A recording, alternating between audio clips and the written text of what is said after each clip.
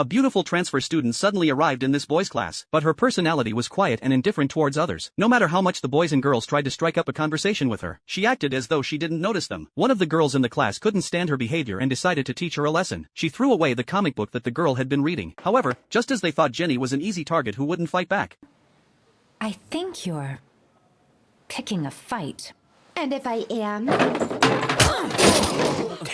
Jenny punched the girl, causing her to bleed from her nose. Jack remembered the first time he saw Jenny, just yesterday. On his way home from school, he was waiting for the tram. When he saw Jenny at the station, Jack tried to offer her his umbrella, but this was misunderstood as an awkward attempt at flirting. Jenny accepted the umbrella and asked for Jack's contact information. Neither of them expected that this would lead to a 13-year-long relationship. Jack's father often drank too much, and would frequently hit and scold him. This was because, when they were children, he and his sister had argued, and later, his sister tried to make it up to him. By catching the stag beetle, he liked to reconcile with him. However, his sister fell from a tree, and his mother, unable to cope with the loss of her daughter, left the family. His father blamed Jack for it. Feeling guilty, Jack ran along the railway tracks, and at that moment, a train suddenly came from behind. He jumped into the nearby woods to avoid it. In the woods, he discovered a strange tunnel, glowing with crimson red light. It seemed as though he was being drawn to it, and he kept moving forward. Inside the tunnel, there were clusters of maple trees, and the temperature slowly dropped. At that moment, a shoe appeared in the water, and on the back of the shoe, Jack saw his sister's name written. He started running through the tunnel, trying to find his sister. Suddenly, a parrot flew out, and Jack realized that the parrot was actually his pet that had died years ago. He took the parrot back home, only to realize that he hadn't just imagined it. At that moment, his father noticed the noise upstairs. He came in and hugged Jack, telling him not to leave him. From his father, Jack learned that he had been gone for an entire week. He thought he had only been in the tunnel for a few hours. When he looked at his phone, he found that the battery had died. When he charged it and turned it back on, he saw a week's worth of unread text messages on his phone.